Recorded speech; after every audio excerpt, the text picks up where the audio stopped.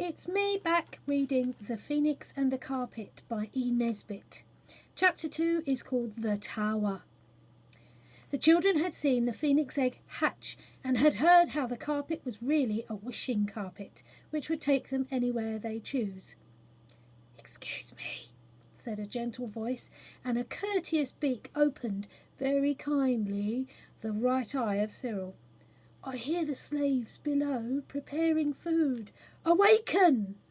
The phoenix stopped speaking and fluttered away crossly to the corner, for Cyril had hit out suddenly, and the phoenix was not used to boys, and his feelings were hurt. "Sorry," said Cyril. "Coming awake all in a minute. Do come back." "What were you saying?" The phoenix fluttered back to the foot of the bed. "Wake up, Robert. There's jolly well something else to wake up for today, and it's Saturday too." "You know," said Anthea, coming in to talk to the phoenix, "we've had things happen to us before," and she told the story of the Samed, or the Sand Fairy. "Ah, yes," said the phoenix. "Sameds were rare even in my time." "Can you give wishes?"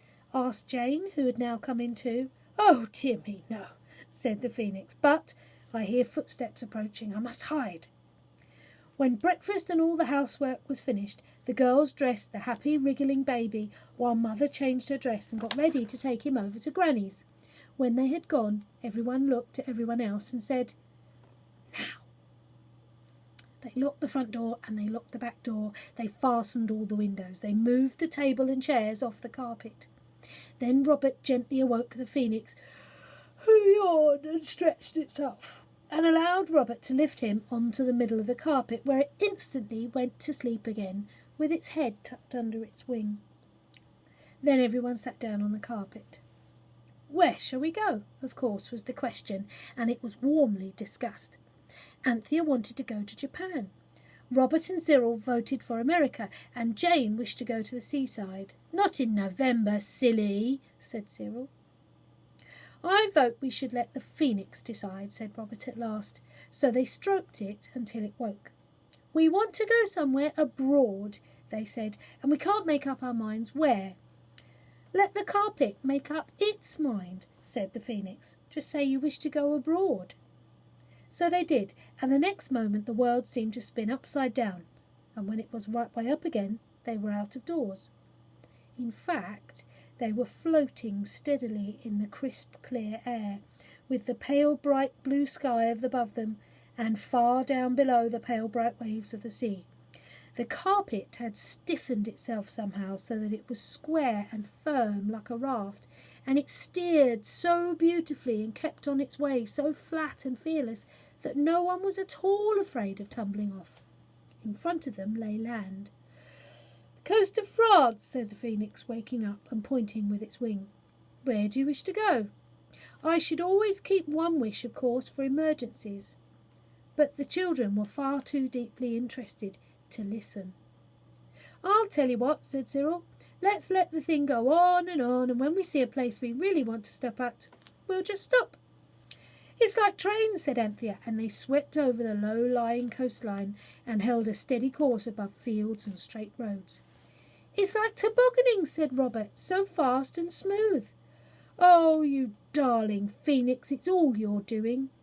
"Don't mention it," said the phoenix with sleepy politeness. Everyone looked and everyone thought, and the glorious gliding, smooth, steady rush went on, and they looked down on strange and beautiful things. They held their breath and let it go in deep sighs and said, "Ooh, ah," until it was long past dinner time. It was Jane who suddenly said, "I wish we'd brought that jam tart with us. It would have been jolly nice to have a picnic in the air."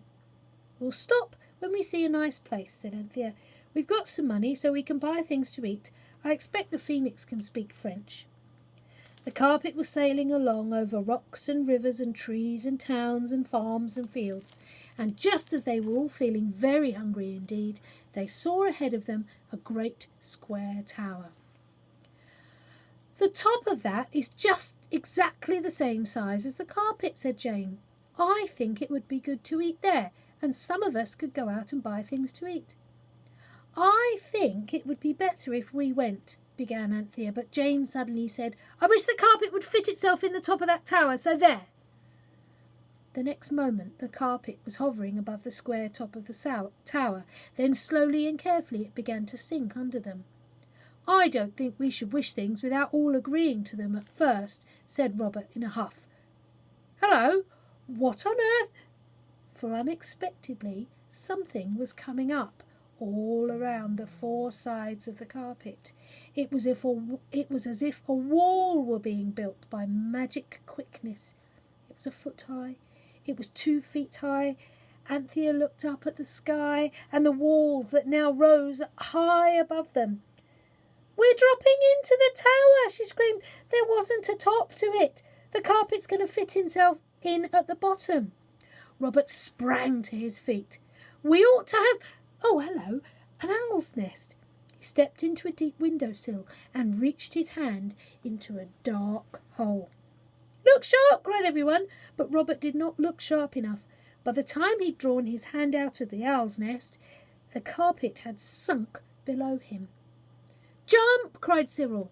But Robert couldn't turn round quickly enough. He wriggled and twisted, and by the time he was ready to jump, the walls of the tower had risen up 30 feet above the others, who were still sinking down and down with the carpet, and Robert found himself stuck on the windowsill.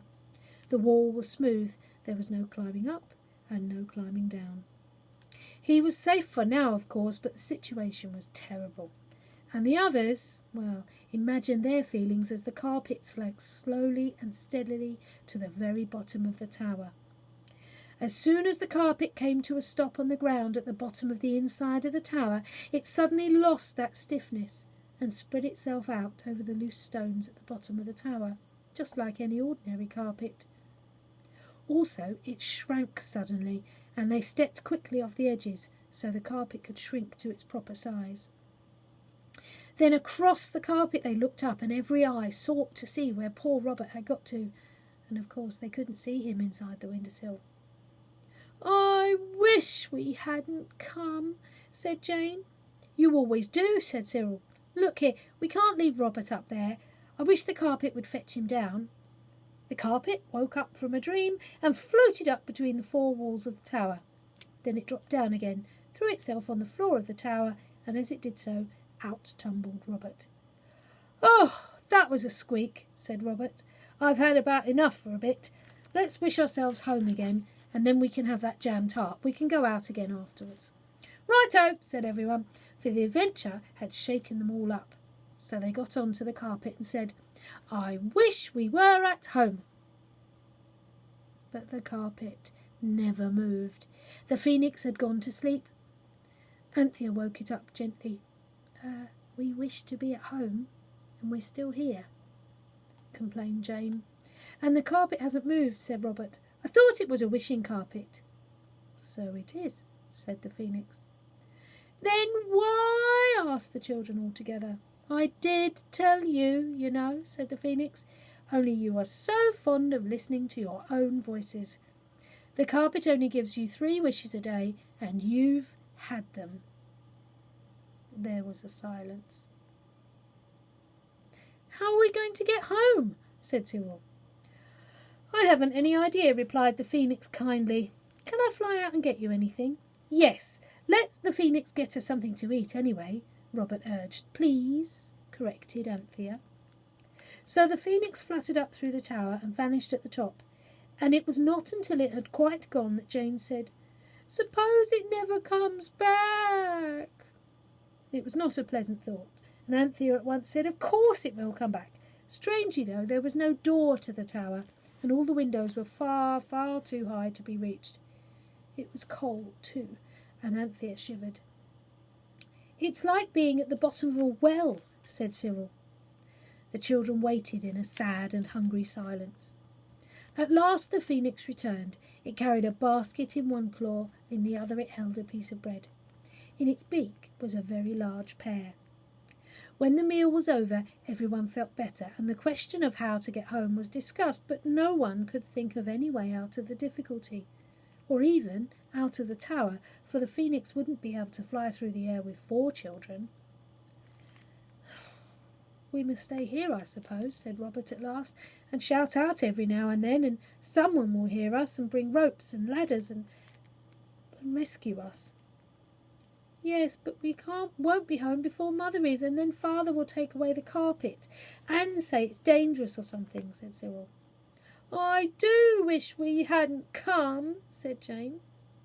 And everyone else said shut up, except Anthea, who suddenly woke up the phoenix and said, "Look here, I think you can help us."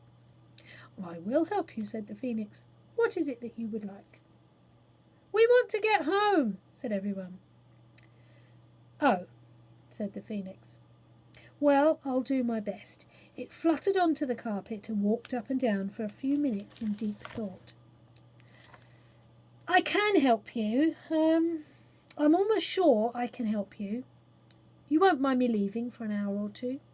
And without waiting for a reply, it soared up through the dimness of the tower into the brightness above. "Now," said Cyril firmly, "it said an hour or two.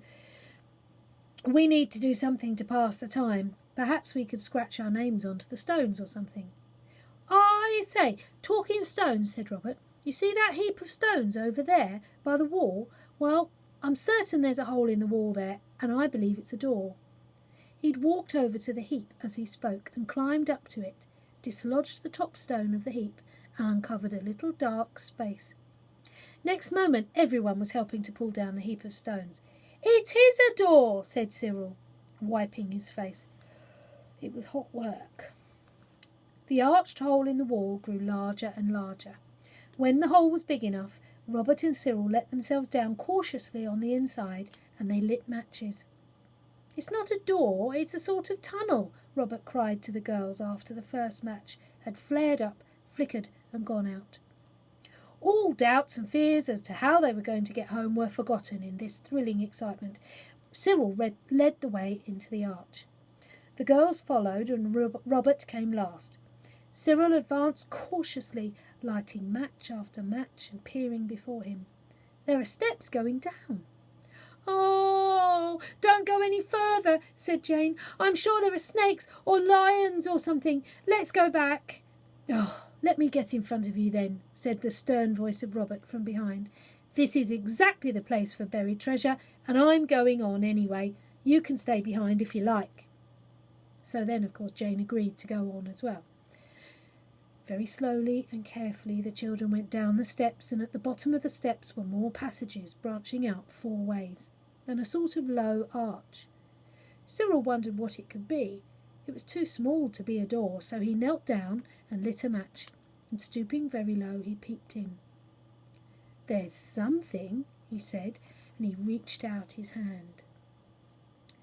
It touched something, and it felt like a bag of marbles. "I believe it is a buried treasure," he cried. And it was, for even as Anthea cried, "Oh, hurry up!" Cyril pulled out a canvas bag.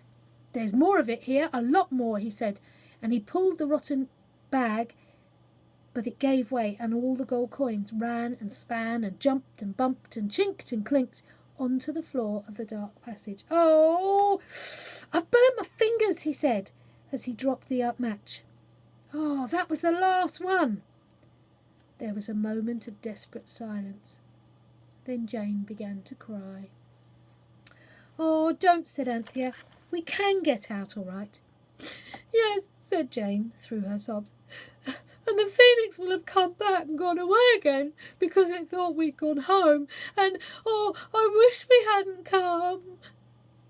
Everyone stood quite still. "Come on, let's go out," said Robert, but that was not so easy, for no one could remember exactly which way they had come. Suddenly the floor seemed to tip up. When the whirling feeling stopped, Cyril said, "Earthquakes!" and they all opened their eyes. They were in their own room at home. Oh, how light and bright and safe and pleasant and altogether delightful it seemed after that dark underground tunnel. The carpet lay on the floor, looking as calm as anything. On the mantelpiece stood the phoenix, waiting for the thanks of the children. "But how did you do it?" they asked, when everyone thanked the phoenix again and again. "Oh, I just went and got a wish from your friend the Samed." "But how did you know where to find it?" "I found that out from the carpet." It was not until after they'd eaten the jam tart and tea and bread and butter that anyone remembered the golden treasure which had been left scattered on the floor of the underground passage. "Never mind," said Anthea, trying as usual to make the best of it. "We'll go back again and pick it all up, and then we'll give everybody presents." "It's no good," said Cyril. "We can't ever go back. We don't know where it is." "Don't you know?" Jane asked the Phoenix wistfully. "Not in the least," the Phoenix replied. "Then we've lost the treasure," said Cyril. And they had. "But we've got the carpet and the Phoenix," said Anthea. Excuse me," said the bird. "I hate to interfere, but surely you must mean the Phoenix and the carpet." Now find out tomorrow what happens in chapter 3. Bye.